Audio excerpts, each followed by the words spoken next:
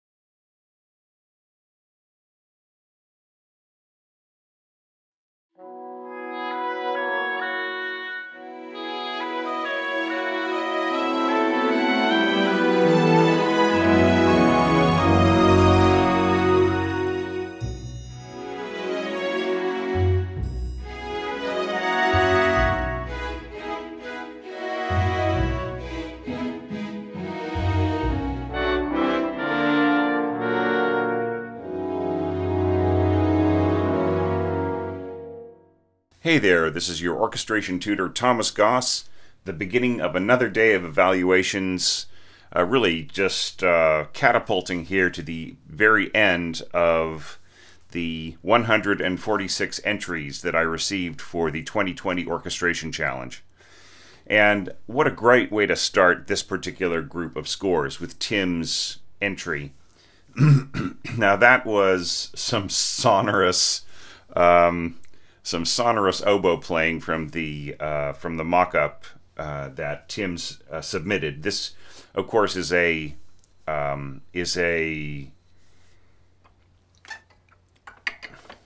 Sibelius score, but I did not make the mock-up with Note Performer. That was supplied by Tim with his own sound sets or plugins or whatever.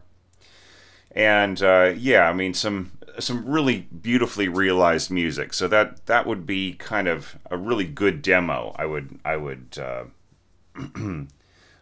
judge, and really useful in a professional situation. You know, if you were trying to get a commission or submit some kind of demo to people who are say not conductors or experienced orchestral musicians. So so nice work on that. I just had to comment. And I really do like the maximization of of fewer elements. I felt that was extremely effective. Now, I think that you probably could have gotten away with more winds and less heavy brass, right? Like tuba, for instance, could have been played by contrabassoon. The trombone parts could have been played by, could have been covered by, say, bass clarinet and second clarinet. And this did not need to be scored exactly the way that it was, right? It could have been divvied up slightly differently in terms of the harmony in there, and then you wouldn't have needed any heavy brass. But or you could have had 4 horns and covered some of these parts, and then of course just had a contrabassoon or some other low instrument, right? Third bassoon. But be that as it may, it still is really nice, and it has a nice color and sound and everything else. I feel that this would work really, really well, just as it is, and whether or not the mock-up works great, it has really no bearing on the orchestration itself. So let's break it down from the very beginning. Okay, starting with just this beautiful approach right in here. Very simple clarinet plus bassoons plus oboe. Now, Tim, I will have to ding you though for not telling us how many of each there are. Right? We should say this should be 2 flutes, 2 oboes, 2 clarinets, right? 2 bassoons, 2 horns, 2 trombones. Right? You got to tell us how many of each right at the beginning.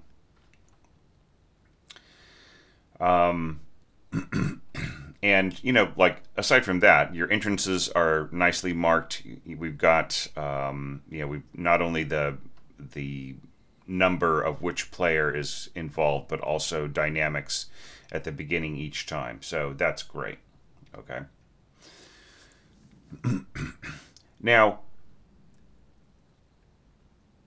going on, we see the violins come in and doubling the oboe, and then just basically taking over in terms of the timbre, right? That was a really great effect, and you used it really well.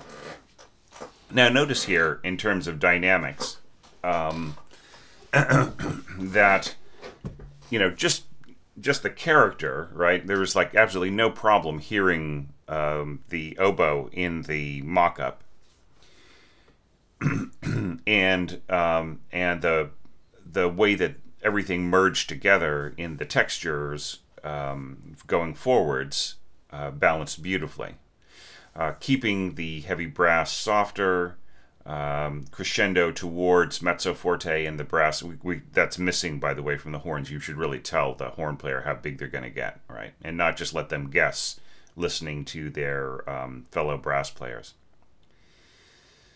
But yeah, forte balanced to mezzo forte, right? So strings and winds forte, really should have had that marked in all parts. And then mezzo forte in the brass, I think works great. Now, this is completely unnecessary, Tim. Just get off of the niente bandwagon, all right? It leads nowhere but madness. Better to start triple P and then push into piano, right? Don't use niente unless it is an effect that can actually be noted by the audience. Don't use it to sort of surge in and fade out and everything else, all right? It's just, you know, especially in a concert sort of situation. The honest truth is that your first horn player, here's a really rare case of you forgetting to mark the number of the player at the beginning. But your first horn player is just going to start at triple P and then push into P, right? So they, you know, I mean, yes, brass players can really do a true niente, but that takes focus and sort of a commitment to the material that you have not actually earned. Okay, you have not earned the right to ask them to play niente and to really focus in on that by the nature of the scoring. Right? Now, if everybody is really listening to it, then and paying attention to everybody else's dynamics, and there are textures that fade in and out of existence, that's one thing. But this is just a simple fix of pushing in, right? So yeah, so just spare the niente. All right, and maybe another little bit of editing is making sure that your bar lines conform to the groups, right? So maybe you were trying to correct that and you accidentally grabbed the wrong thing just before you saved the score and sent it to me. Okay, so other than that just sort of minor quibble, I feel that it is really well orchestrated right in here. Okay, it just, you know, but like we really need to know, like everybody needs to know what their dynamic is, right? It's not enough to just have these crescendo marks and some instruments going to piano and everything else. I feel that marking forte at the ends of these crescendo hairpins would not hurt the music at all, or maybe mezzo forte right here. Okay, and having destination dynamics for your diminuendos would really be helpful. Okay. All right. So moving onwards, I feel that there's really no reason for you to mark mezzo piano in the middle voice right in here. I think it could all be mezzo forte, and you know who needs the crescendo is the melody player, not necessarily the accompanist, right, or the accompanying parts of it. But you know, it's nice to. I mean, I've been critiquing people scoring surges in, like for instance here, like this surge really is a melodic thing rather than a than the accompaniment, right? But I mean, it is a kind of a cool effect to have the have some static chords behind the melody sort of surge, but you just cannot leave your, you can't leave your melody without nuance, right? That would be like the only critique I would really make, is just like some of the melodic statements here just have no nuance, right? There's nothing for the player to play into or play out of.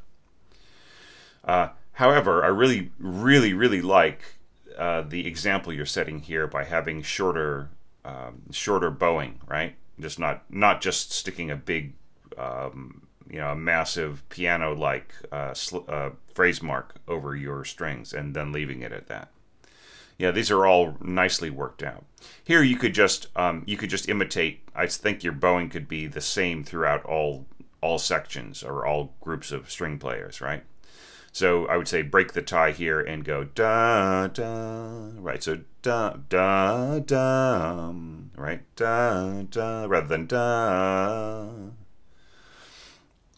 And here you you compensate for the melody note being absent from the second violins by putting it up high in the first flute part, da, ba, da. You know what I mean? That's just really nice.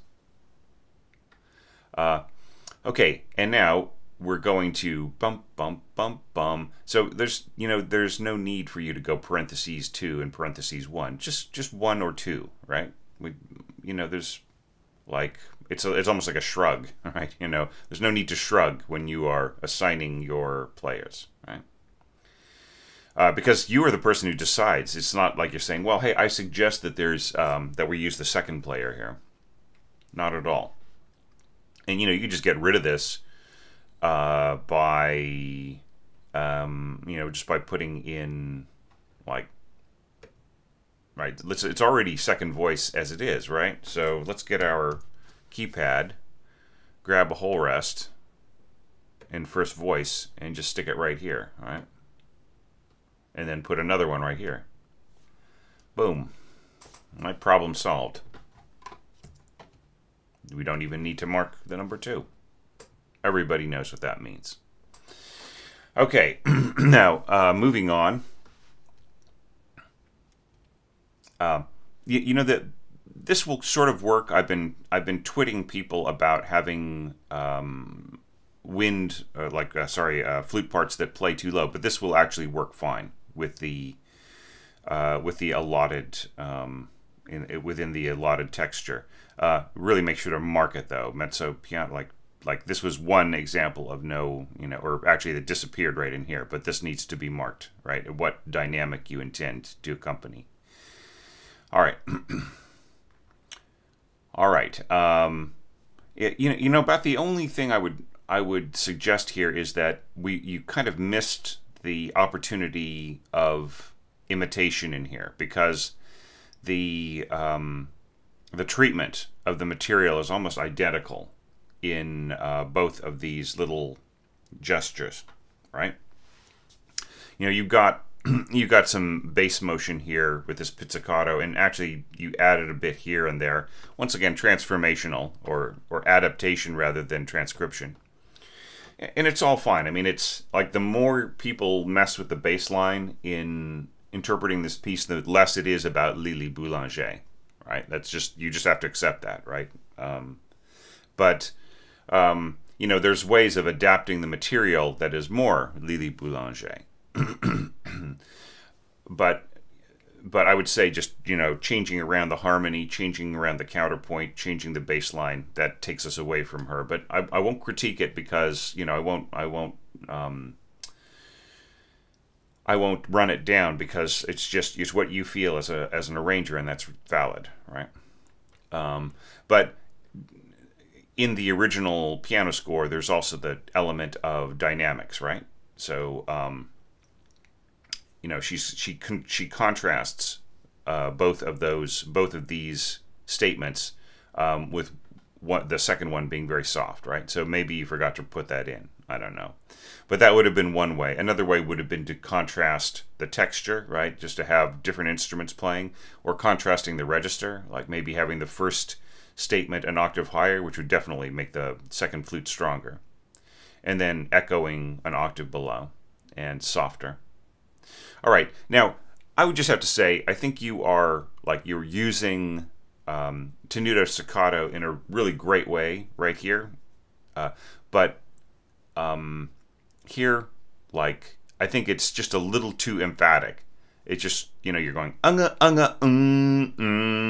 blah, right? I just feel it makes it too deliberate, kind of too paced. We are going here, kind of thing. Do you know what I mean?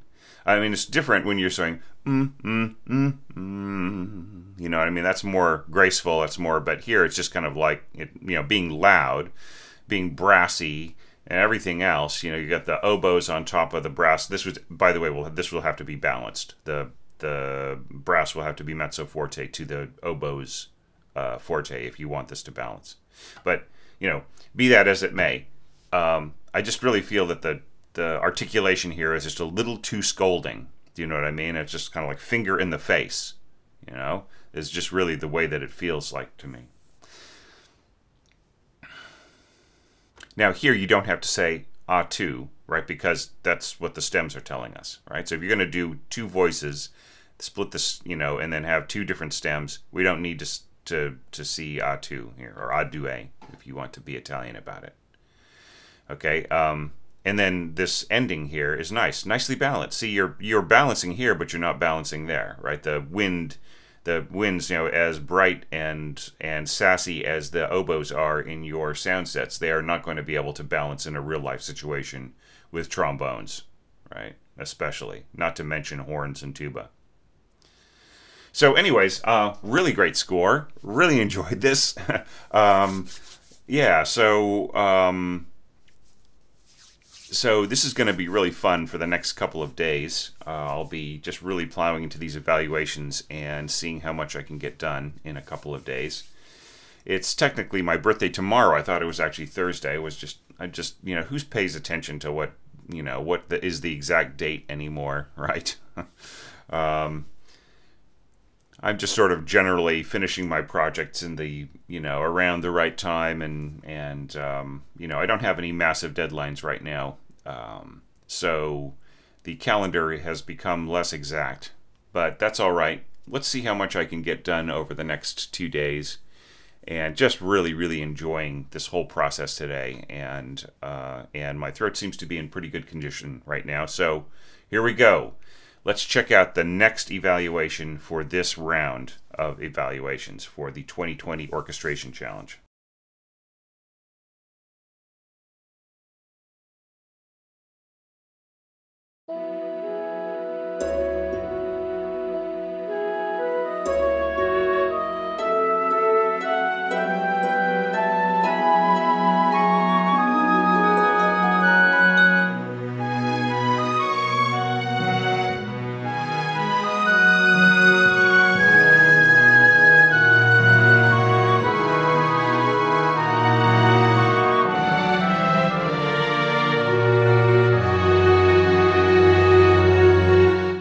Hey there, Valentina. Really enjoyed that score. I mean, I think in spirit it is very close to that milieu of impressionist scoring from which Lily Boulanger herself came from. I mean, it really does remind me, maybe of some of the other orchestral composers of that period, as well as Lily herself in some places. Obviously, you orchestrated the entire piece, and I really wish that I could dedicate the time to evaluating it. So, if you're going to put this much work into your score in the future, just really, consider possibly supporting on Patreon at like maybe the dotted brev level or higher, just so that I can just so I can give this piece the evaluation that it deserves. Now, I'm not campaigning for, you know, I've mentioned this a few times in recent website evaluation videos, and I am not campaigning for more full-scale evaluations. They really take a huge amount of time, and I've never had so many full-length evaluations as I had in this challenge. It was just, you know, it's an enormous amount of work that I enjoy a lot, but just, you know, the time element, and yet when I see somebody putting so much work into something, I don't want to disappoint, but just to say, you know, if you're going to put that much energy into it, in that much you know, that much work, then it really does deserve more attention. Okay, so having said all that, let's take a look at the orchestration of this, right? So yeah, you know, we're starting off from the beginning, really kind of telling us, you know, flute, 2 oboes, you know, 2 of each and so on, 1 trombone. Now here you've got the horns 1 and 3, 2 and 4, and I think, as we'll see going on in this piece, there's nothing that justifies that special change in the way that the parts are numbered in the score. You know, it's just really better to stick with 1, 2 for the upper staff, and 3 and 4, and don't say, hey, this is horn in F1 and this is horn in F2. Just have the horn in F in the middle, sort of floating in the middle, right? And then you don't even need to number the staves, right? You can always change the numbering later on, and if you have a lot of high playing with your first and third, then just write 1 and 3, right? You don't need to limit yourself and also have a very confusing way of naming the staff. If we just flip forward for a second, you know, we see it says horn 1, horn 2, and that will confuse any conductor who is conducting your music on the fly. Right, and yet, you know, if we look at the way that you have scored things out here, like with the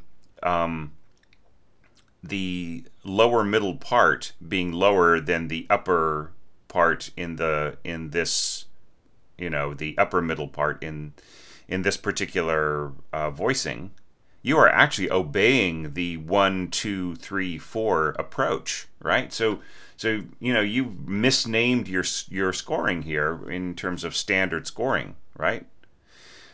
So just read up a little bit more on the way that horns. I think I've got a post on this on the Orchestration Online website. So read up on the way that horns are supposed to be scored normally. Okay. All right. Now everything is really cool right here at the beginning. I really love it. I think that you can get rid of mezzo. All right, so I don't remember if, you know, it's at this point, you know, after 140 entries, or you know, we're getting into the 130s, 140s here. I can't recall right offhand whether or not I have seen your scores before, but what you should know is that mezzo dynamics are a kind of a gray sort of a sound. They don't have as much color as just piano dynamics, right? So if just have the courage to mark everything piano. Do not think of mezzo dynamics, mezzo forte or mezzo piano as being a default area for you to start your music with, right? It's just sort of like, oh, this is kind of a nice normal place. So 2 problems. One is that it is not a normal place to start. Okay, and the other problem is normal is boring. Okay, so start soft. Just score everything, you know, piano, and then here you need to put in the hairpins, the dynamic markings that are in the score, right? So crescendo, diminuendo, right? So there is a shape to the phrase. Now here, like this does not mean anything. Down bow mark on a tremolo, right? That doesn't make any sense at all, because tremolo. Oh, I see. I mean, like this is still a this isn't an unmeasured tremolo. It is a measured tremolo. You're going da da da da da da. But like it still doesn't mean anything, because this is a back and forth, right? And here you're saying, oh, use a down bow. right? Well, then they'll use an up bow and a down bow and an up bow and a down bow, right? So this doesn't make any sense at all. So get rid of it, right? So that must go. Okay, now harp could be louder. Harp could be marked mezzo piano, even mezzo forte, to have it stand out from the texture a little bit, because harp is so soft compared to the other instruments. But everything on this page could be marked piano. Now, other than that, it's actually a fairly nice interpretation. You're adding your own little falls, da da da dum. So when it goes bum bum, you're adding harp and a little pizzicato, violins, and then you're adding some bass line. Now, as I just commented on Tim's score that we just looked at,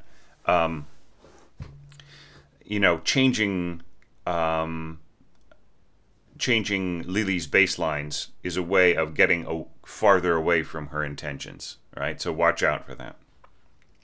But I mean, I won't tell you how to score or what to score. That how you transform the score is up to you, right? That's your personality. That was your whim at the moment. But just to warn you that changing the bass lines around and is a way of adapting the material to your own voice.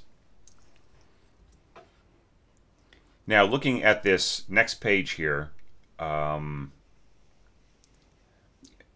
you bring in the oboe, and that's all good. And you're having your falling da da da da and so on. Now here, slur these little groups of notes, right?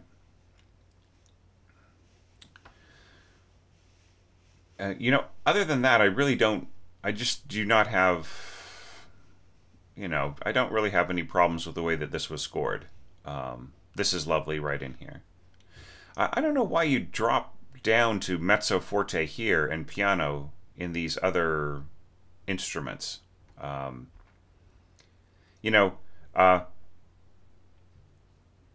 You are wanting to have a very strong development section, okay? And I cannot fault you. That's what you feel there.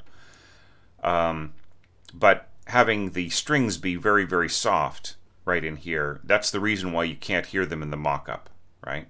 And then here, piano, we cannot hear the bassoon. The last thing that the bassoonist had as an instruction was to play piano, right? And he's invisible. The bassoonist is invisible right in here. And that's such a shame, because this line is so beautiful. Ba-da-dun, da-da. You know what I mean? We're not hearing that. Now here we got A-due, A2 trumpets, right? We've got two trumpets playing bum, bum, bum, bum, bum, right? Or da. And flute an octave higher, forte along with the violin. Why no slurring on the violin? Bum. I would actually go, bow, bow, like slur, slur, instead of one slur like the flute. Just to give us more bow length to play in. Yeah, but this should not be piano. Against brass, right? It should be the other way around. The brass should be playing mezzo forte, and the strings should be playing forte. All right? They need to come out of the texture. You could have even used elements, oboe and clarinet, to double some of these gestures in here and bring them out more, right? Let's turn the turn the page one more time and look at this last screen. Bum, bum, bum, bum. Actually, I'm going to turn back once again. So, dum. So do you really want this to be so smooth? Dum. In the piano score, Lili scores Mezzo Staccato. Da, da, da. Right, which works beautifully with horn, right? I'm noticing that there's almost no support from any other section but the horns for this gesture, right? Now, meanwhile, you split off from the violins, and your flute part gets higher and higher and more piercing.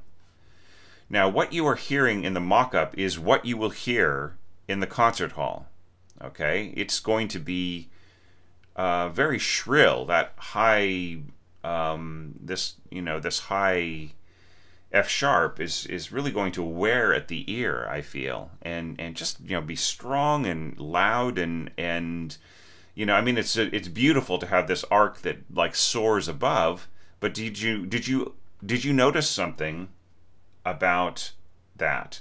And that was that we couldn't hear the actual function of the music. We couldn't hear the things going on in the music that Lili scored so beautifully in the piano, because the audience is falling in love with this high voice here, or perhaps the orchestrator is falling in love with this high voice here and bringing it out, marking it forte. It's so loud, and we can't hear any of these beautiful little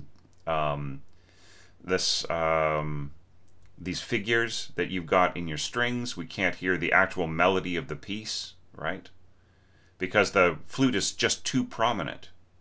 So if you really want this high voice, you're going to have to bring it back in the texture a little bit, okay? Make it a little softer.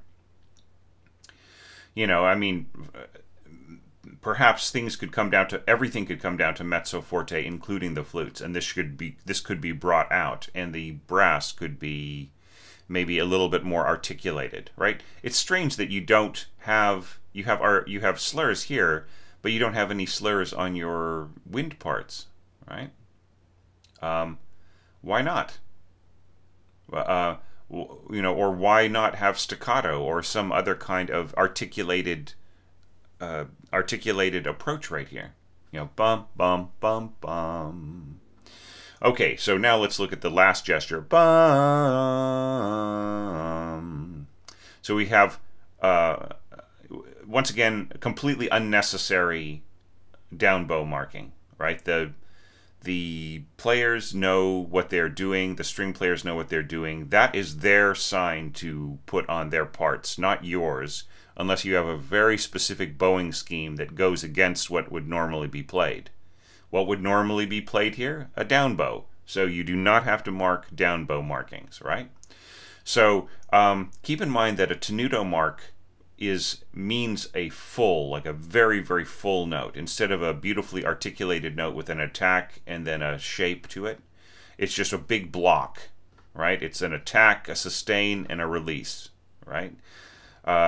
And it has a quality that's similar to legato, but it is not legato. It's very chunky, right? So do you want that chunky sound, dun dun dun?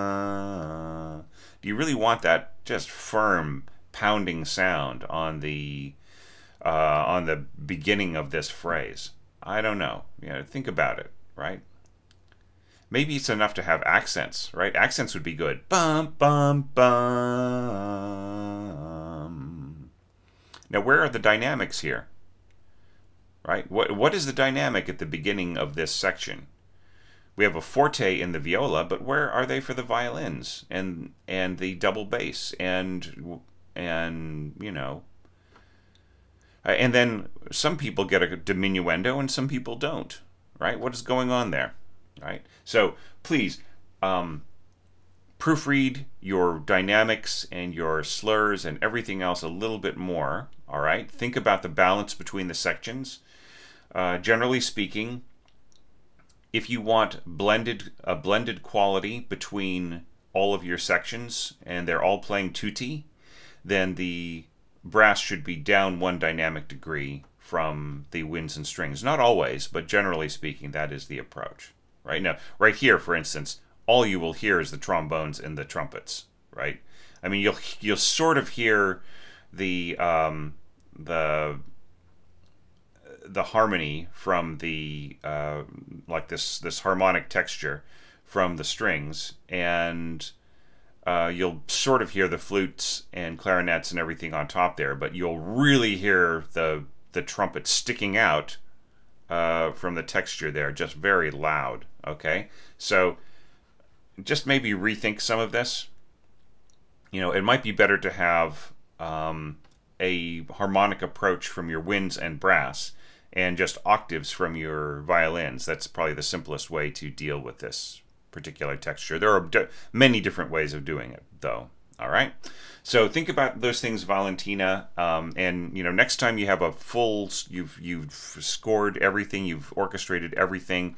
Think about coming at me in Patreon and supporting there, and I will gladly look at your entire piece, because there are so many more things to say about what you did and your effort. All right. So thank you so much for being a part of the Orchestration Online community, excuse me, and for subscribing to the website newsletter, which I promise will be coming probably by this weekend or later this week. Now, on to our next score.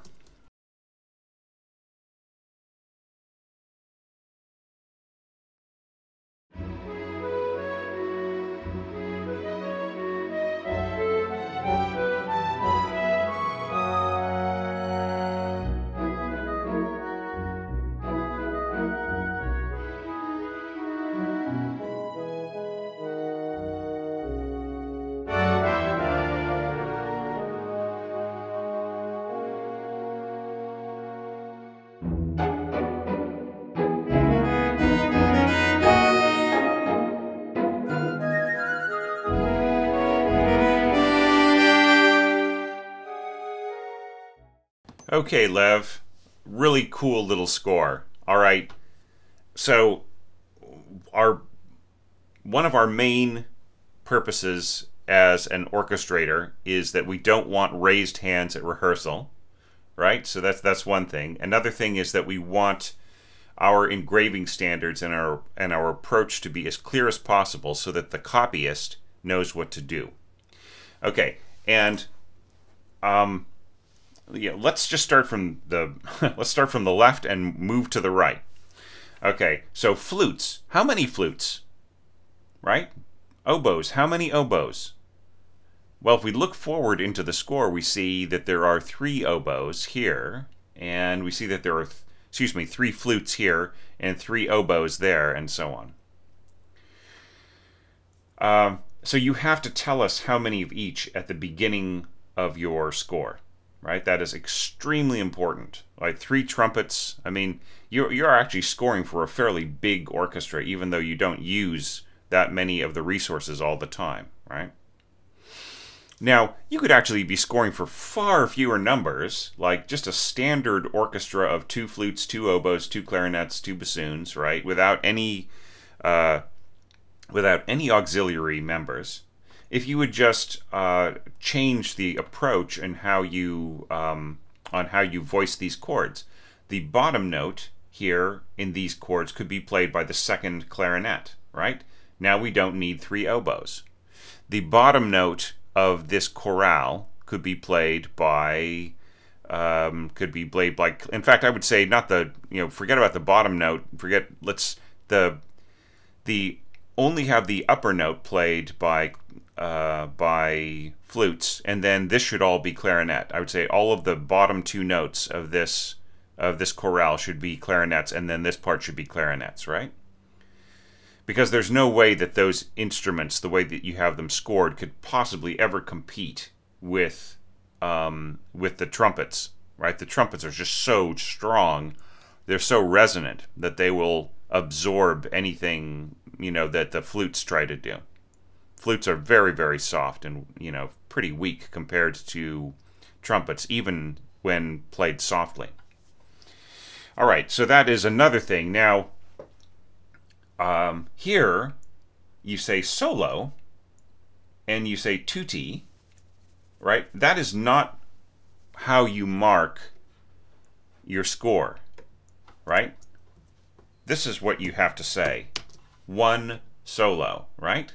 Now, if by tutti you mean 3 clarinets, let's say you're working with, you would say, instead of tutti, you would say A3, right? Or maybe A2, A2, right?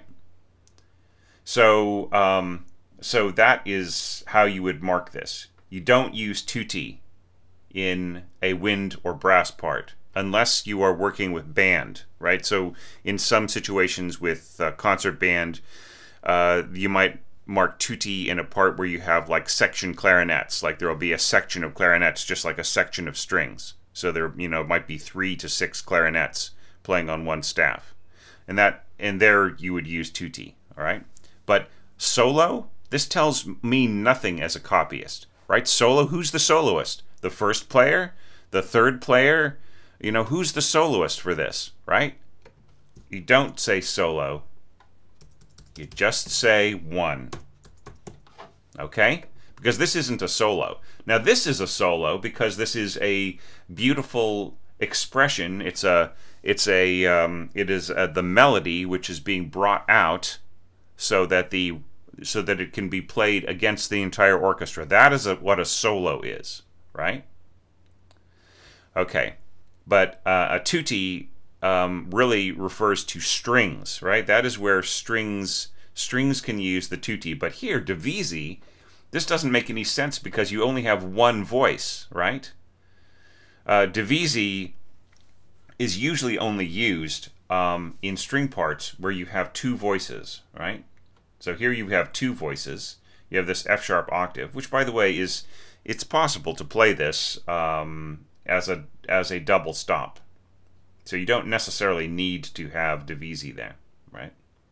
And then the last thing that I would point out is that you have these long note durations for pizzicato, which is usually pretty unnecessary. If you want to call attention to that, if you really want very long sustain, you could just say sostenuto, right? MP sostenuto, and even just have like only a half note or even just a quarter note, right?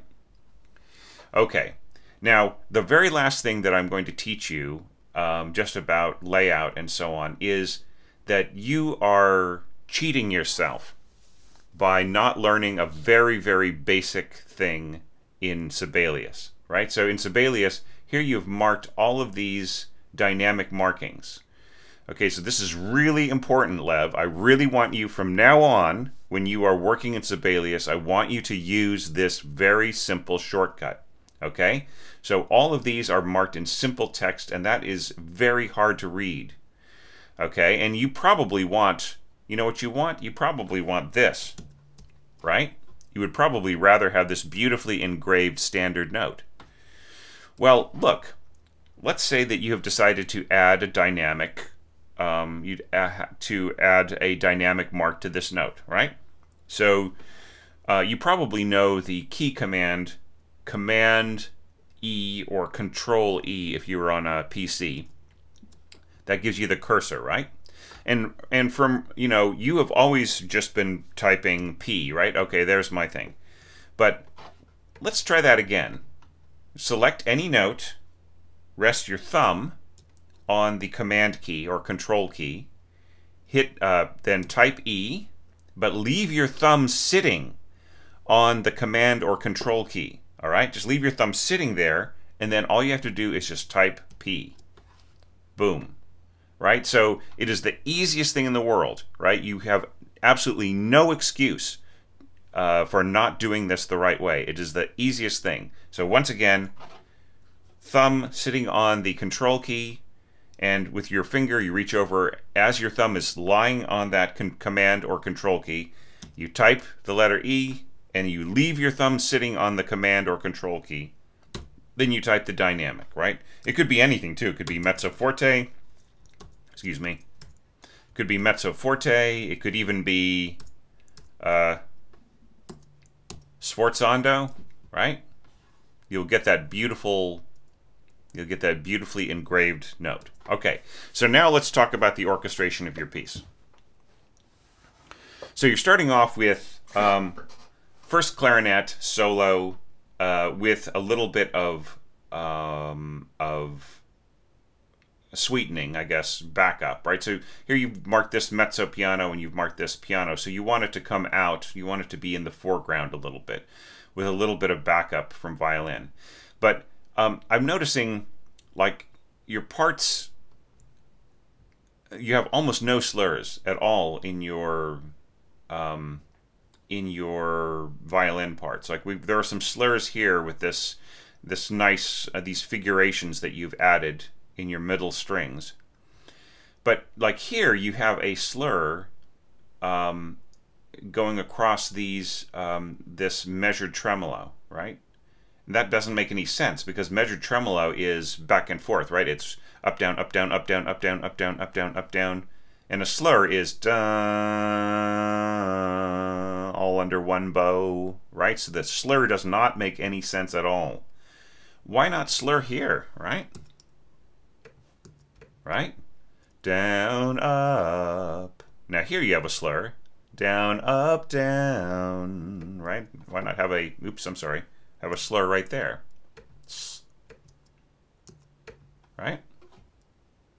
So, you know, we have nothing to make this smooth, so this is all single bows. Bum, bum, down, up, down, up, down, up, down, up, down, up, right? It just is very, very, you know, it's just very brutal, right? And the same thing is true here. Like, these are all individually articulated notes, you know.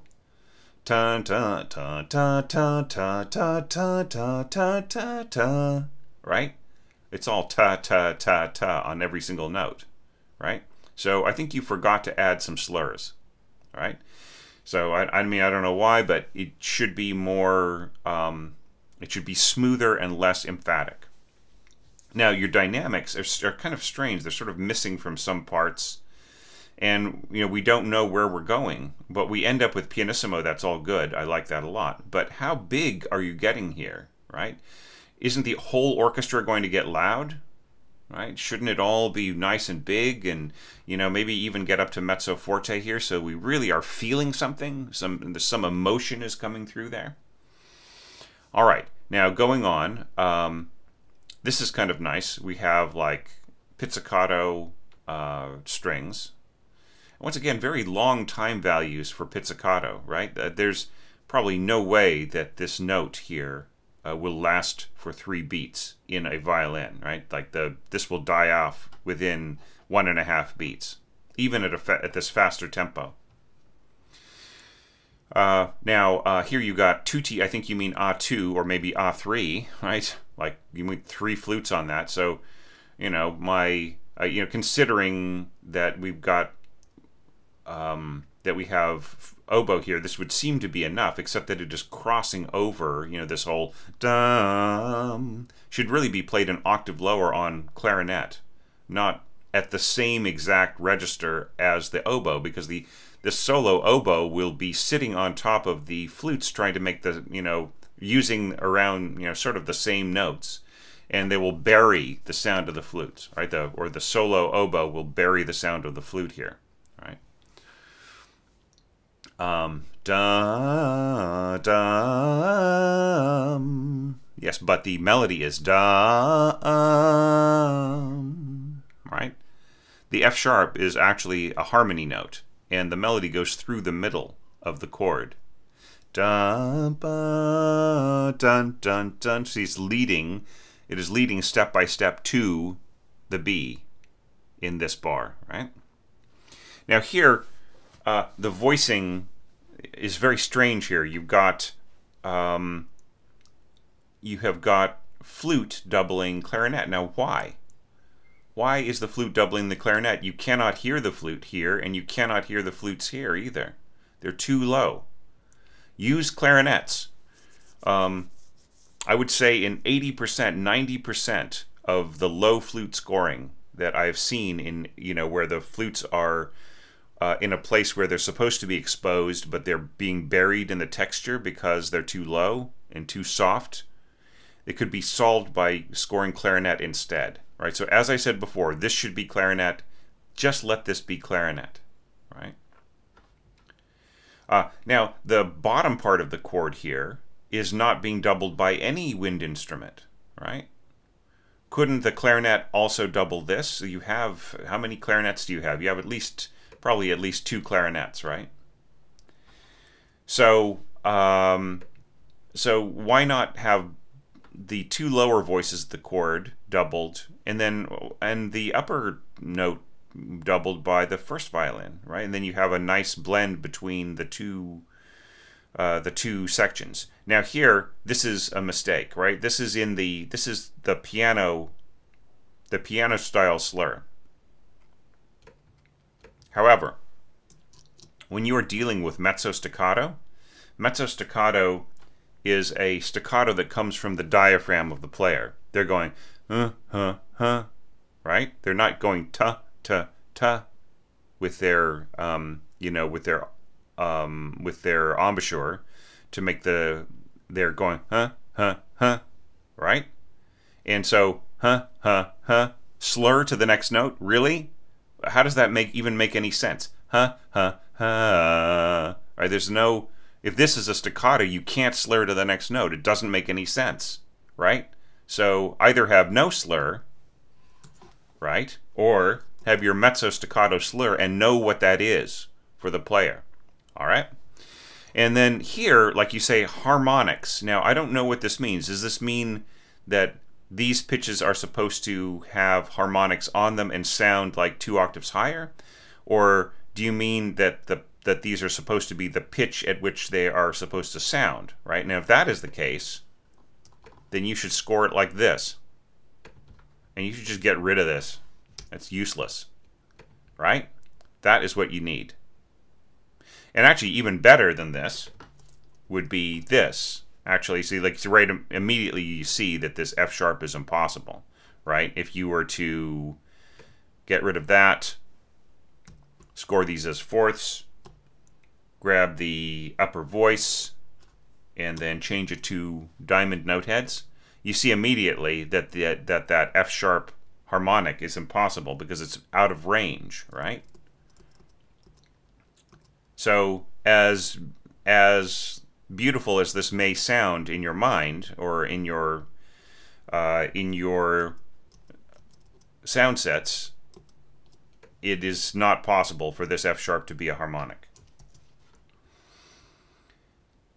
But I mean, it could just be a normal note, right?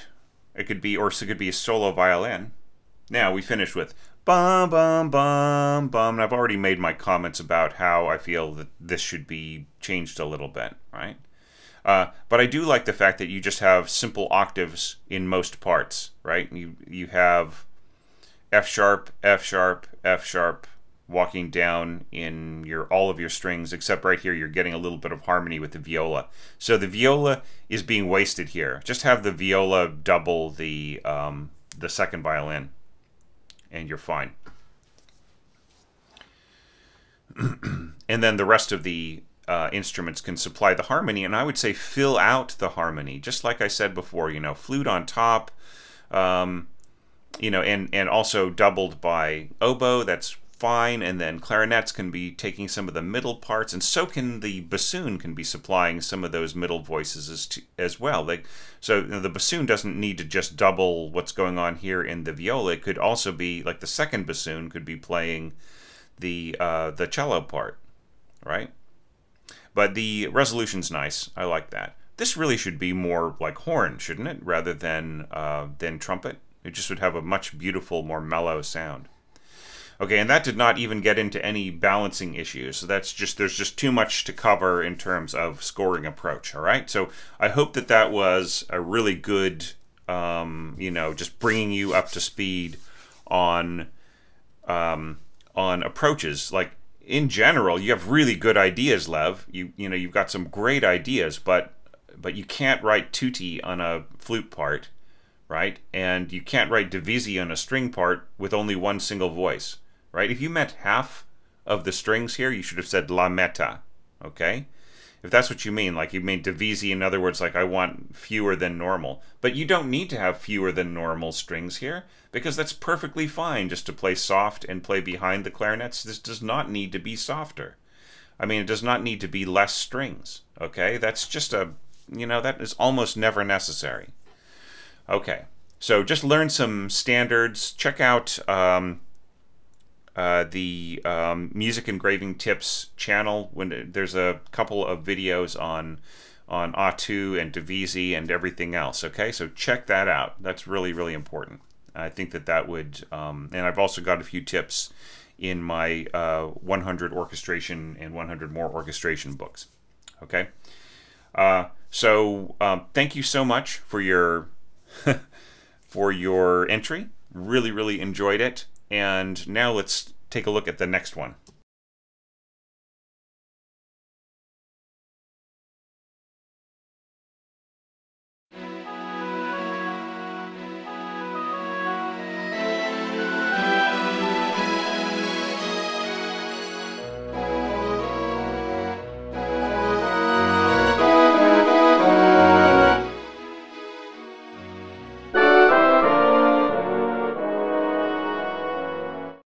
Hey there, Miriam.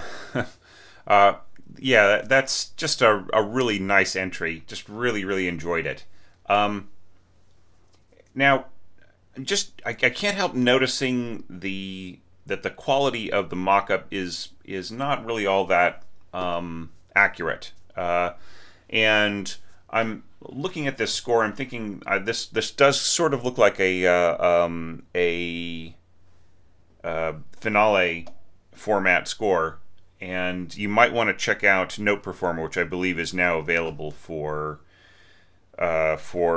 finale. If if you've heard some of the other like Sibelius entries that I have evaluated that have Note Performer, just kind of check out and see if that is a good quality for you. Not that you should ever really use a mock-up as a reference that is like all that reliable, but just that might help you in your professional work, getting more commissions and working with people. Especially like a dance company where there might not be any chance for a real orchestra to perform the piece. You can have you can have something that will just sort of stand in until the funding comes through, or something that people can practice along to, and so on.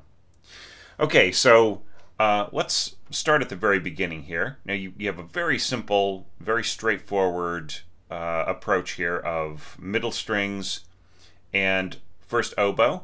Now, as I've mentioned before, but I have not mentioned yet, I believe, in this particular round of evaluations, there's really no need for the accompaniment to swell underneath the melody, right? Because if you look at the piano part, it's really the melody that is swelling, not the accompaniment. Now, I'm not saying that it's wrong. I think I mentioned a little earlier that it's fine if the accompaniment does swell along with the melody, but the problem is that it robs from the intimate quality of the statement, right? So if you're going ba bum, and the texture in the background is swelling in and out. It's sort of like everybody's involved, right? That's great. It makes the whole orchestra breathe, but then you kind of lose the focus on that wonderful solitary voice. Now, going on, I really love the way that you trade off. Bum, clarinet, oboe, flute, and then we have violins. Dum, bum. Really, really nice. But the only thing I would say to think about is, although this phrasing is perfectly fine, it does rob the downbeat of any articulation, right? So you don't have to say, oh, well, okay, Thomas says that there should be articulation on the downbeat. That is not what I'm saying. But what I'm saying is I want you to think about whether or not there should be, right? To consider that particular variable in your scoring to make it stronger, right? If you do need emphasis, like if this were a choreographed piece and it was really important for the dancer to feel the downbeat, I would break the slur, right? Dun dun dun dun dun dun, right? Okay, and then we have this general crescendo right in here, these crescendo marks, and you get to mezzo forte here with your first flute. So why can't the rest of the strings get to mezzo forte as well, right? And then here, by here, you're going mezzo piano diminuendo. So we don't ever really see in the score or parts how loud the strings should get here. Now here you are getting up to 7 voices in your accompaniment here. In the strings, so you finally have like divisi in 3 parts, right? So I mean that's all possible, but see if there are ways that you can leave out some voices that would be replicated. Like, do we need 2 G sharps in the same chord? If you know what I mean. Do we need 2 Bs in the same chord? Right? Is there a way of stretching the harmonic information, of voicing the chord, so that we leave out any unnecessary or repeated voices and just have a very evenly stretched out harmony that that really is filled in by the resonance, by the timbral quality of the strings. Go check out Grieg's orchestration of Holberg Suite, right? He puts in every single note that's in the original piano part, rather than just allowing the natural, rich texture of the string section or the string ensemble to suggest those, and it ends up being extremely, a very densely, richly textured work. But I mean, aside from the charm of that, there's constant like dividing up of the strings, and it's so unnecessary in my thinking. So now let's go on to the development. Bum. So here you're da da, right, up down. Couldn't that also apply here? Slur slur. So we get a nice articulation, like the tongued note on the downbeat. Right?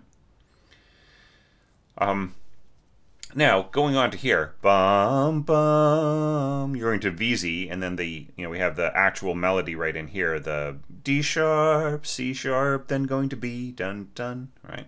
Okay, so that's all good, and you double that note with the D sharp here. I kind of really like the way, I've been tutting people for leaving out that melody or for understating it, but here I feel it works really, really well because it has so much support, right? And even though you really do like emphasize those F sharps above, but it's done tastefully, right? So I really, really like how you're doing it, and I like how you push into the next phrase. And I really do like the way that the lower strings are working with the clarinets and bassoons. That's really nicely done.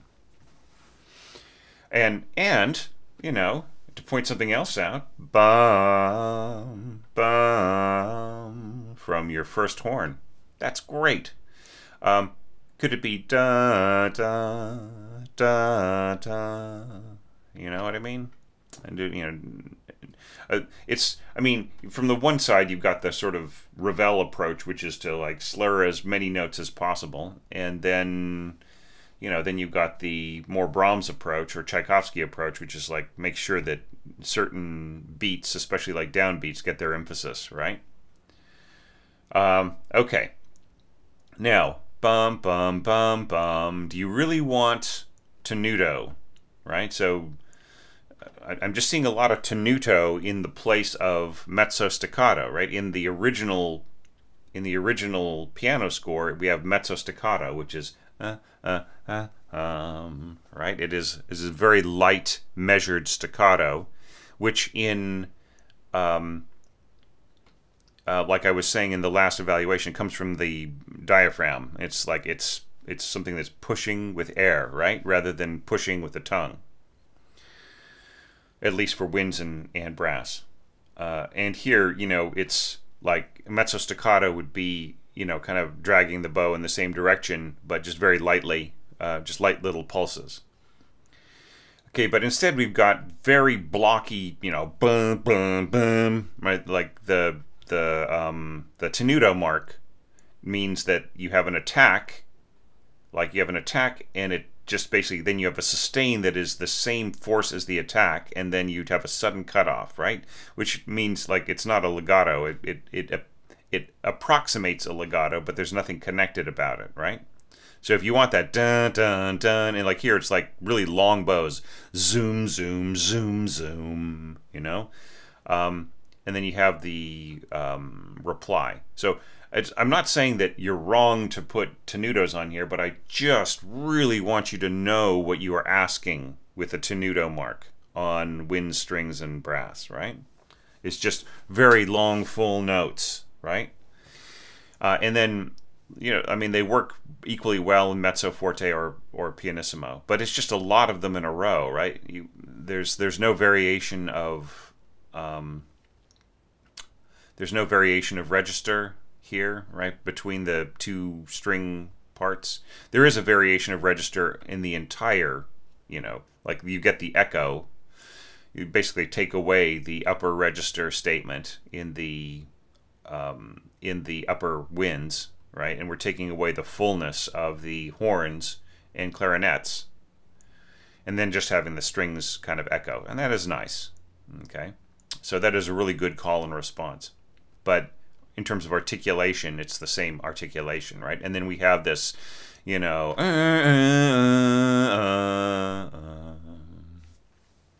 very, very emphatic, right? So, I mean, is that the meaning of the music? You have to ask yourself. Is, you know, does Lily really, you know, is she just really kind of pushing? Did she want this, you know, bum bum bum bum? Is that the, is that the emotional meaning, right? Is it to use tenuto? So, once again, I'm not saying that that's right or wrong. I'm just saying ask yourself. Now, let's look at the balance of this last little passage. Here we've got the melody, that the upper part of the octave chord here is being played by first oboe, right? So it's just a single oboe is carrying that against all of this brass.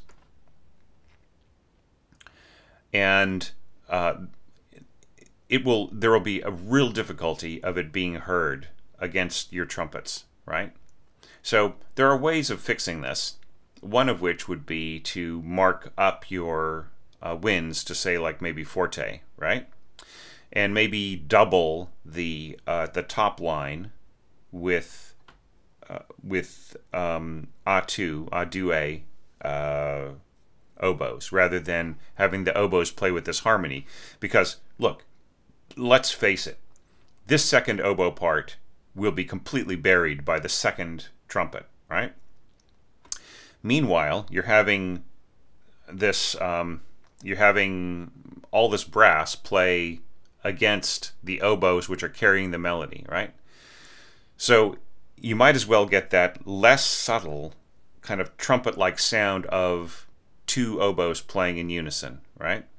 And then that will have some chance against mezzo forte, like forte A2 oboes will have some kind of a chance against mezzo forte trumpets.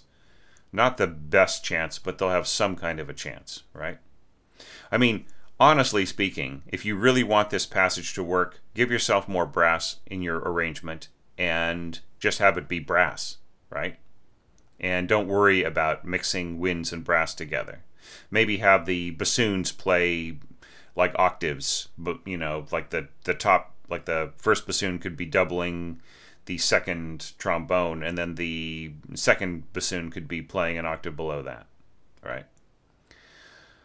But I mean, the way that this is scored, the oboes really do not have much of a chance against the trumpets. And then, of course, with the warmth of the horn speaking from within, right?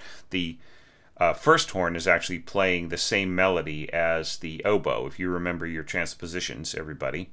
Right, so that C sharp is actually sounding F sharp, and the body of tone, which sits an octave above the fundamental pitch of any horn note, is going to basically also sit on the oboe trying to play this note, right? So I mean, yeah, the oboe itself has a body of tone which is an octave above it, but if the strength of the body of tone of a horn is all that big, it will actually just cancel out everything that the oboe is doing, and then you have no oboe. Now, I mean, with sound sets, they can balance things out a little bit and so on, and they can really make a mezzo forte work for everybody in the entire orchestra. You know, but I mean, I don't believe it. I don't believe it, right? What I think is that the trumpets will cancel out the middle, and the overtones from the horns will cancel out the top, and the trombones will basically cancel out anything that the bassoons are doing. So unless you balance this out or rethink it or rescore it, this isn't going to work. All right? So that's my advice for this score. There's so much more that I could say, but I really kind of have to limit myself to, you know, over 10 minutes. Or, you know, or I will be at this forever. And that wouldn't be fair to the people who've waited for so long.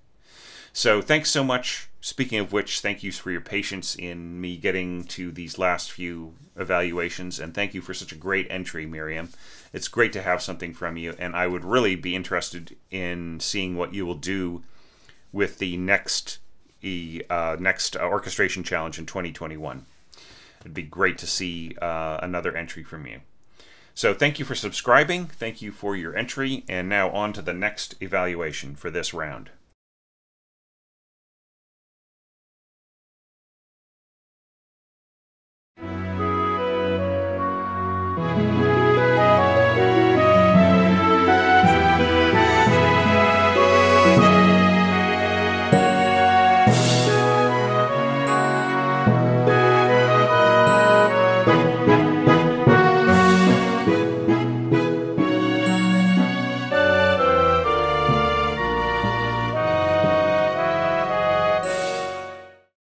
And here we have another transformational score. So it really gives a lot of energy and vitality to the original material. So instead of being kind of a wash of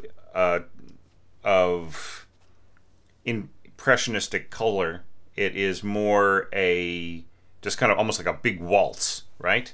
So you have to watch out for that. If you're really going to give us massive downbeats, and boom, da da, kind of stuff, it's like it really does kind of turn into a big waltz. And, is that the intention of the composer? Absolutely not.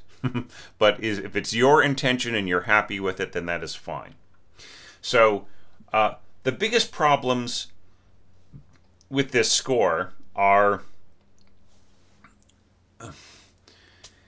I feel there is a problem. And I'm going to just jump ahead to the next page for a second and take a look. Yeah, okay, I remember this from previously studying this score. Okay, so here is the problem, Saul, and that is an underuse of resources. And people might be chuckling at that, considering how enormous this score sounds. But honestly, you've got one flute, one clarinet, one bassoon, one horn, one trumpet, one trombone. Right?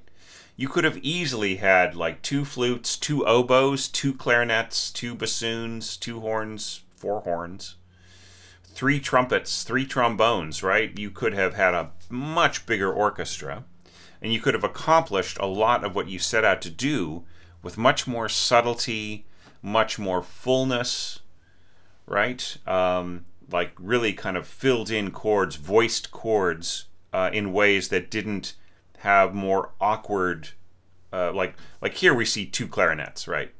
There's like a rare moment where you are scoring 2 voices on one staff. But generally speaking, you're accomplishing all of this stuff with just with just one voice and one voice per part in your winds and string. Excuse me, in your winds and brass.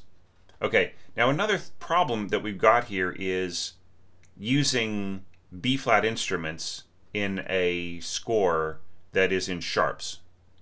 Now, look at how many sharps you end up with in your clarinets, right? Now, if you used an A clarinet, right, you immediately cut out 3 sharps from your key signature. And as you might have seen in other scores, people using A clarinets in transposing scores end up with only 2 sharps. Like in the key of B for A clarinet is D major. Right, so it's much easier to play, to finger and everything else. Not that a B-flat clarinetist couldn't play this, or certainly you're not really asking anything from your B-flat trumpet player that is all that hard. But it's just you could have this in C trumpet, right, and A clarinet, and just really solve a lot of just take away the thorn bush, right, of all those sharps. You could have also asked for divisi, like 2 or 3 voices per staff in your strings from time to time, rather than having just single voices. Now, I actually like single voices because it's just so much easier to control for the player, and but that is one of your problems. Okay, so now another problem is balance, right? And emphasis. So you're starting off, bum, you know, a nice clarinet solo. I really, really like it. However, how loud is it? I mean, how loud do you start? Like, what is the dynamic here? Right? Is it mezzo forte? Is it piano? What is it? Right? And then you immediately push into really loud flute playing and loud horn playing. Now, these pitches here are essentially like, I mean, they're possible until you get to here, and you've got a high C sharp and a high D, right? So I think you need a little bit more experience with your brass ranges, right? As far as balance goes, there's absolutely nothing whatsoever that the flute can contribute here, right? You may be scoring this forte and going to fortissimo here and hoping that the flute will have some chance to blend with the horn, and it absolutely cannot. It will be stomped out of existence by the power of the horn playing up in its upper register, right? So this is all possible for horn, but it's like really like it is this would be a challenging solo for the horn player because it starts in its upper register, boom, and then it immediately goes to higher notes, and immediately goes to higher notes, and then it just goes completely out of range, right? So these two notes are impossible, and so is this last C sharp. But all the same, it would be very difficult to start cold, like for the horn player to just immediately jump in there, and and also right in here too to play this, right? This will, this basically is, the strength of what's going on in here with the horn and the trumpet will just basically erase everything that is happening in the winds here, right? Forte crescendo, right? So this is fortissimo, the last we heard, unless you forgot to write in some new dynamics for us, right? So that is just a baseline thing that you need to do with your scoring. Okay, so the first thing is think about balance across the entire section, and then also really mark the entrances. Like if you have a new section, really make sure that everybody is at the right dynamic level. As it is right here, you're coming in mezzo forte, going to forte with a high horn solo.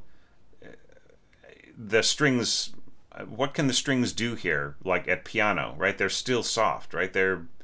I'm assuming that you intend piano for these basses here, and then piano for your violins, I'm assuming, right? That gives absolutely no power to the support of this horn solo, right? And forget about the flute; that just doesn't exist with this kind of intense, almost savage playing, right? I'm not going to say it's savage, but I mean you don't have any slurs over this. There's like no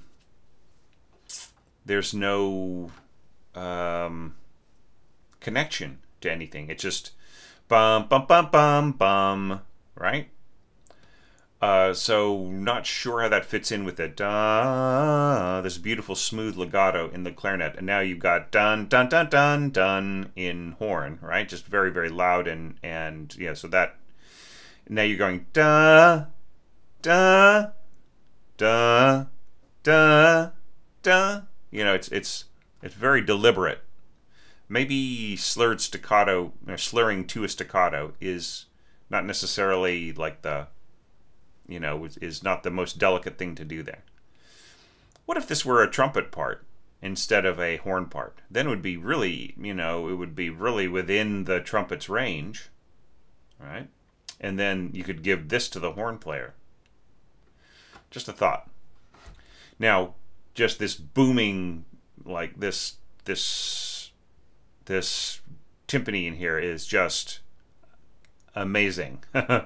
It's really, really, really big. But like you're going, you're going forte crescendo to forte here, and you have forte crescendo in your violins. So once again, it's just really out of balance. We have violins being doubled by the clarinet, and some of these pitches as well are kind of interrelating with the horn. They're kind of connecting in with what the horn is doing and the B flat trumpet, right? So it's sort of doubling, but sort of this is the actual melody which is being busted up by the brass. Okay, once again, no slurs, nothing connecting things to make it smooth or anything. And it's just not enough compared to the force of what's going on in the brass right in here. All right. So I mean, connective tissue you'll get, right? But like the winds really won't be all that audible until you've got this flute part, which is just going to soar out there and kind of almost scream getting up to here. Now this is kind of interesting. Piano for your clarinet, and then this is diminuendo to mezzo forte. So this note just won't be heard. It just, it has there's like nothing to it, right? This really, in order for this to balance, it needs to be much louder. Like this, it's essentially the same note as this fortissimo concert F sharp, which is actually out of range for your horn. So you need to do a lot more thinking about the force of what you're asking your players to do here. And then here you got crash. Now it's interesting how you mark this. You have a marcato accent and a staccato, right? So you really want to, so it almost sounds like a sneeze when you go. And then you've got also marcato accents on timpani. Just a regular old accent on timpani is fine, right? Marcato is kind of, it sort of has, it's kind of like a cross between an accent and a staccato, and some people prefer the marcato mark in winds and brass to accented staccato because it sort of means more. It's a similar but not identical meaning. But like you will get like a sharp accent, like a sharply played accent. But there's virtually no difference because this is a percussion instrument, right? And it's, just really like attack, sustain, and then damping from time to time, right? And then also like the quality of where you strike on the drum head. So it doesn't have like the same kind of articulation ability, right? It's more in the stroke. All right. But the problem here is that the balance is out the window in this whole section because you've got soft violins and violas, you have loud cellos and basses, right? A forte crescendo. So this is fortissimo, right? Fortissimo low strings. You have piano middle strings.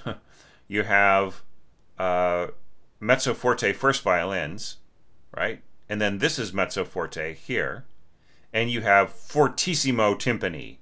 So this is just going to be boom. And then da, da, da, And this is a little strange. Da, da, It's just really weird. This could have just been done as octaves, right? You don't need to compromise.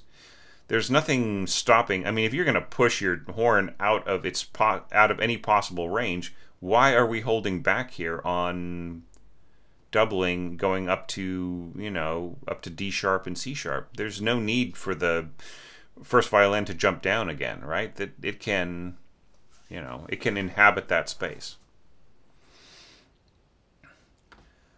All right, and then we have our waltz-like elements coming in here, chunk, chunk. All right, now here, da, bum, really, if you were going to accent this, there's no need to tie here, right? Because the downbeat needs the emphasis, right? Rather than tying over from previous. I don't understand. But bum, bum, bum, bum, I really like that. it is going to scream up there on horn, right? And then here we go to bum, bum, bum, bum. The trumpet is going to pretty much overwhelm the clarinet.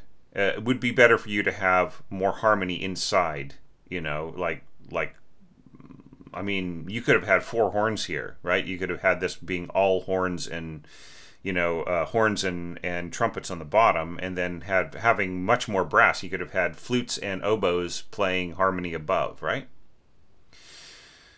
And then the strings could be doubling the winds up where they can be heard, rather than down here like in the kind of harp and trumpet register where they kind of get buried, right? But I mean, still, it's still effective because you don't have too many brass going yet, so there still is something going on there. But like then once again, continuing on, like you're adding you're not allowing it to go dun dun dun dun because you're going, excuse me, you're continuing on with lower elements, which make it once again make it more waltz-like, right? And then we have the sort of the echo, bum bum bum bum. So, so just to point out what I've pointed out in other evaluations, and that is that you shouldn't slur past a mezzo staccato, right? So, mezzo staccato will be a group of staccatos with a slur over it, and that what that means is that the player is staccato, using staccato with their diaphragm. They're going rather than ta ta ta. See the difference there, right? So So how can you slur into a tenuto? It doesn't make any sense, right? There's no need for the slur to continue on. It should just stop with the staccatos. This is the risk that you run when you just drop the same slur marks from piano parts into wind and brass parts. Now, finally, bum bum bum bum bum. We got our flute on top, and I feel that this is something that has happened in other scores. I think it's really, really, really, really important that the strings are playing along with the top line here, rather than being inside harmony, right? Because you sort of just lose the, you lose the texture, right? You end up having. It's much more difficult in terms of intonation, A, right? So that's the first thing. B, you end up having a kind of a very shallow exposed flute carrying the melody, and then down here you have the bassoon kind of carrying the melody, not the melody but the bottom of the chord and the bass line in octaves with your basses, right? And then you have all of this. All of these strings in the middle, which sounds fine in terms of texture and a mock-up, but it's just really not going to work in an orchestral situation. This voicing that you've got here with your harmony is going to sound very shallow, right? And then you've got your resolution here, which kind of goes on to the next page, right? And once again, just really, really high scoring for the horn. You know, just really very, very high horn scoring. All right, so throughout all of this, I have not talked about the role of the harp yet, and basically what I've got to say about it is the only place where you're really going to hear harp contributing in any meaningful way is right at the beginning, and only if you mark it like forte or fortissimo, or forte crescendo, right? Then the rest of this stuff is so, anytime you have timpani hitting accents, forget about the harp. Right? You won't hear the first note of the harp. And then you've got brass playing these staccatos and everything else. Did your harp just not have a chance? Right? It could just go home. Save your harp for, don't think of the harp in the way that you're thinking of it here, right? As being some kind of element that ties the score together, as some sort of homogeneous kind of reference point for your rhythm and everything else in a big tutti, because it has no role to play here with this with this intensity of volume. Now here, maybe you'll hear the harp coming in here, but you don't have a chance because you still have fortissimo timpani going on. In fact, the timpani just goes on and on and on, right? Maybe you don't need that much timpani. Maybe these same notes could be covered by the basses pizzicato. And then the last thing too is, like, how many pitches are you asking your timpanist to play, right? Well, we got F sharp, we got G, A, B. So we're up to 4, we're about up to 4 drum heads now. Now we got D sharp and F sharp.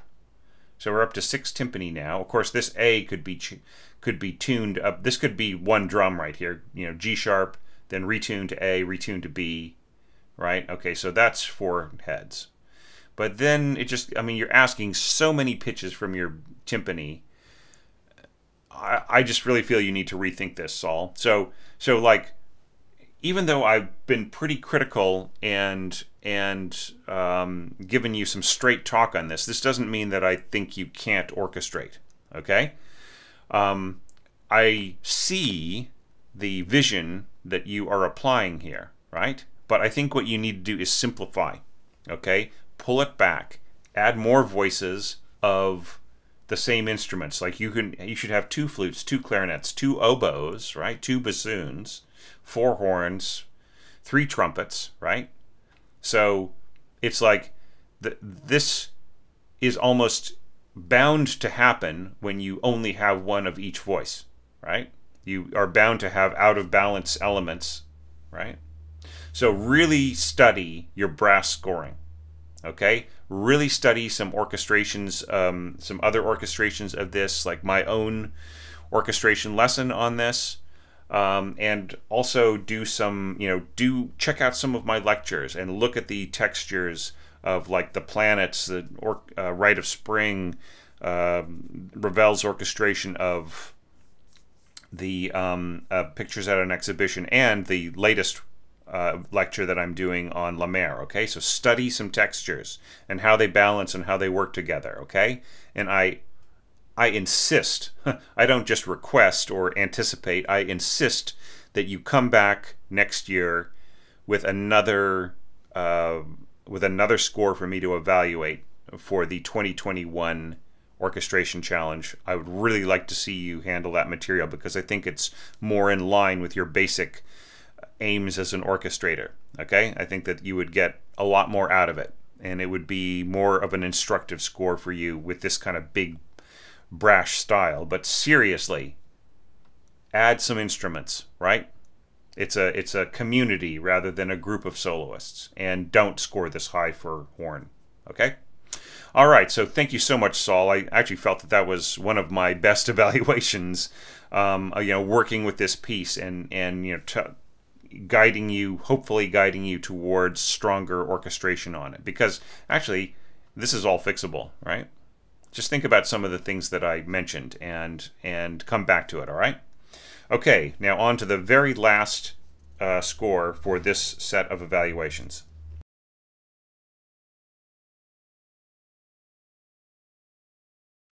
Now, for the last score in this round, once again, there's no MIDI mock-up for reference, but I would actually just say, as a challenge, go ahead and pause this screen and just read it, right? Everybody out there who has gone through, at this point, probably over 100 evaluations. Hopefully people have been following, there are some people who've been following along every evaluation, okay, and are really familiar with the material. And just look at it and just let it speak to you the way that it speaks to me, right? Can you hear the clarinet singing inside your head? Dum, right? Can you hear the harmonic elements there in the background, the flute and the cello together? All right.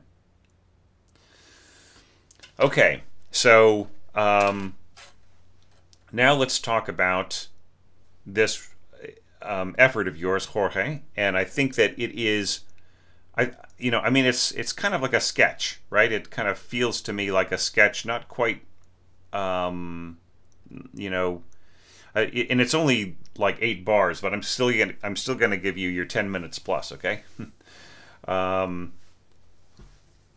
So the big problem at the beginning is that you're leaving out the middle note of this chord, which is a B, right? It goes B, A sharp, right?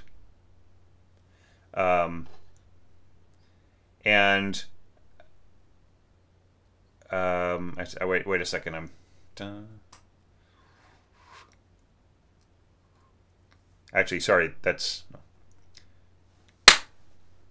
B, A sharp.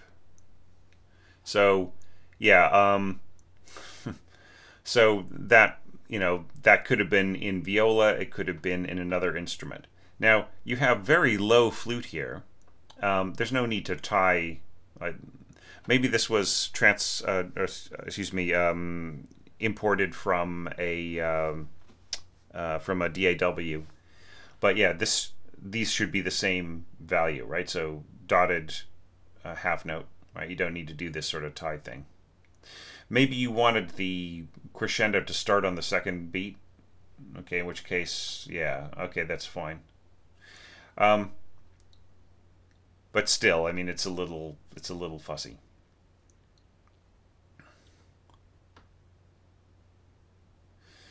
All the same, yeah, with that harmonic element missing, you really miss the context of what's going on in here, right? And it doesn't appear in the second two bars either, right? So you left something out that was pretty important there. At the beginning, you could have told us how many. Like here you say French horns 2, right? But what about your clarinets? You have 2 clarinet parts, right? You could have told us there as well. Everything else seems to be single parts, so that's no problem. Looks like you're working with MuseScore here, which sort of tends to separate the different groups as a default, and I think you can set the bar lines to cover groups, and I really recommend that in the future. If you're going to stay with MuseScore, then really learn to group your bar lines, right? So there should be one long bar line covering the winds, covering the, this should be covered with a bar line crossing across there. Same thing with the percussion, and the same thing for the strings. And then it's just much easier to read the groups. Way easier on the eye. Now, here you kind of give up on the slurs, right? Here you go ba, which is nice, but da da da da da da da da da da. So each one of these are individually tongued, individually articulated, right? And here you leap up to this high C natural, and then kind of have this descending 2 join up with the rising melody, which is neat. I think that's a cool idea. Then, of course, we've got the violin coming in, and here I just feel like if this is all bowed, if this is all separate bows, bum bo bo bo bo bo bo bo bo bo, if it's all bowed separately and along with separately articulated notes in the winds, I feel it's just very brutal, right? And the same thing is true here. I'm sure you intended this. I mean, I'm positive that you must have intended these notes to be slurred together or bowed together, da, instead of da da da da da da, right? And here you're going da da da da da da, it's like it gets to be really silly if it's not slurred, right? So watch your slurs. Okay. Now also, you have a crescendo. How loud do you intend to be by the time you get to bar 7? Shouldn't we know? Shouldn't you tell the conductor how loud you want to get to? As I've mentioned in other evaluations, this style of one crescendo mark after the other is really more of a piano style, like a romantic piano kind of way of dealing with dynamics. In orchestral scores, it would be better just to have one long hairpin getting louder and one long one getting softer, right? Rather than these, split up in this way.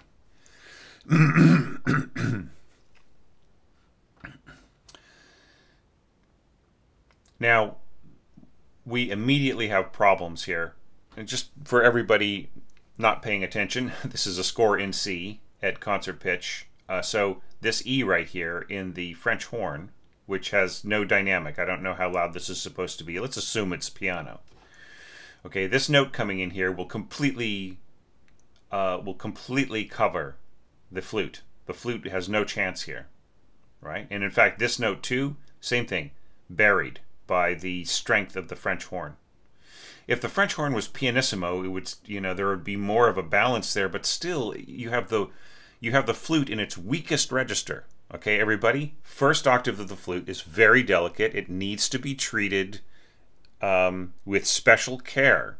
It cannot just be thrown into a texture and left to fend for itself because you won't hear it, right? You're wasting the player's time, and you're not thinking, right? Think about how delicate the low register of the flute is, right? So in terms of just the balance of the cellos and the flute here, the cello would have to be a pianissimo for it to balance well with the flute, and then the flute would have this kind of soloistic quality. So it just still doesn't balance all that well, all right?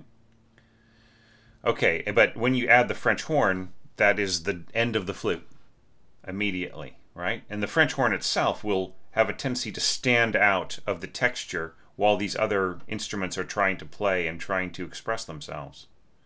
And that further takes away from the whole sense of harmony that you need to express in these first 4 bars. All right, now going on, as we build, things get a little bit better. I like the sense of evolving motion in here, of accelerating motion.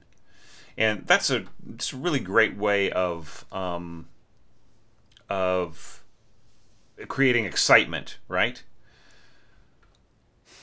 But I mean, I feel that you need to also have like the accelerando and the ritardando. Otherwise, it kind of doesn't make as much sense, right? And you are starting to, like, as the music starts to slow down, you are getting faster with your figuration here. I like the way that you go reverse directions, right? So here you're going back and forth, from B to E, and here you're going from E to B, right? So you're crossing each other. And the same thing here with the cellos. That creates a kind of almost like a smoothly stuttering sound. This is something that Tchaikovsky sort of was experimenting with. And then composers went on later to kind of just take it to the absolute hilt. Say like some later works of Rimsky-Korsakov and Stravinsky and so on and so forth, until it just became like a very ordinary thing, which it is now. And of course you've got those reversals throughout all these parts, but they kind of don't make any sense. They don't have that same sense of they don't have that same kind of paradoxical feeling without slurs, right? That's another reason why I feel like he probably intended to have slurs there. Right, so please, edit your dynamics for meaning, edit your passages for slurs that work well with bowing. I don't understand if this is intended to be 4 eighth notes in a row. That is what this little sign here would mean. Perhaps it was introduced accidentally, or perhaps you are trying to continue the motion from these parts here.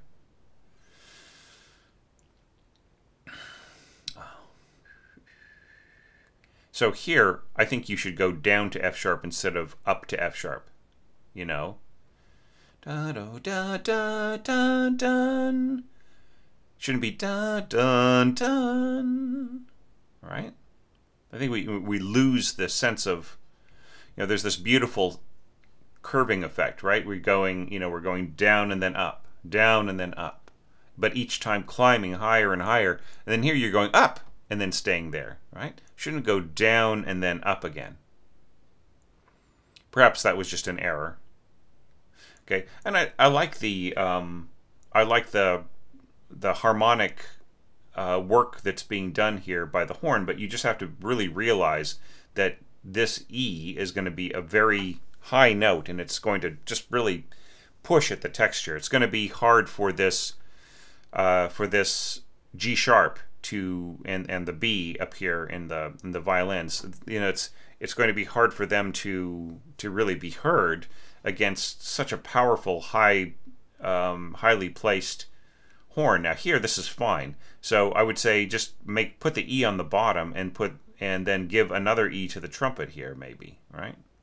Now here, you're saying diminuendo, and you're sending the trumpet all the way up to G sharp. So G sharp is just getting into the territory where the trumpet player finds it hard to control the dynamics. They want to speak out just as much as the horn would in a previous evaluation that I just did.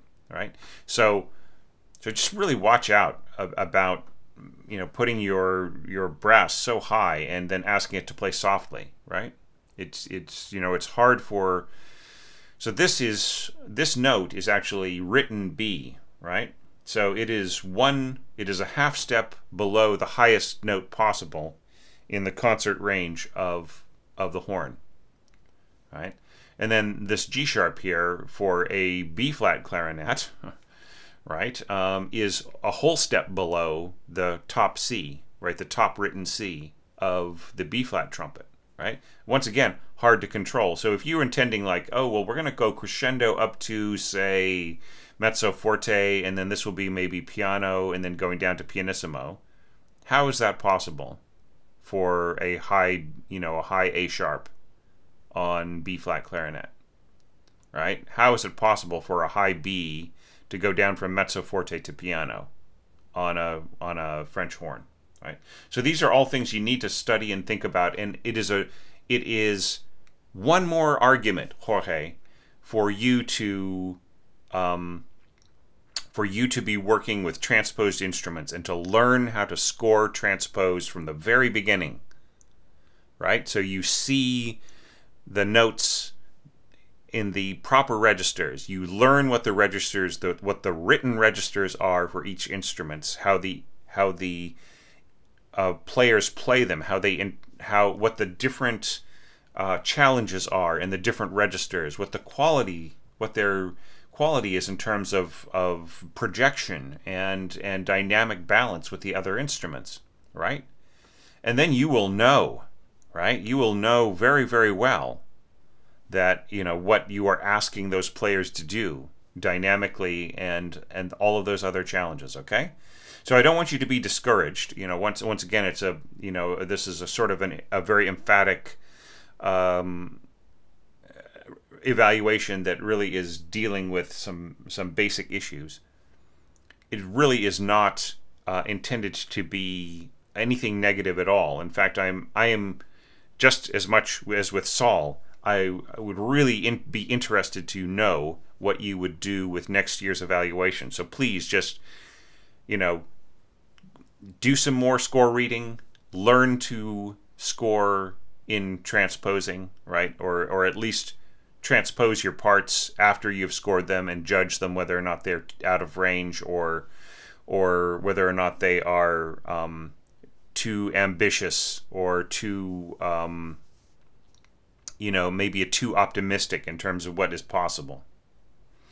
Okay, so yeah, so just once again, I felt that this really this was a good evaluation for me as a coach. I felt that it touched on some things that I don't.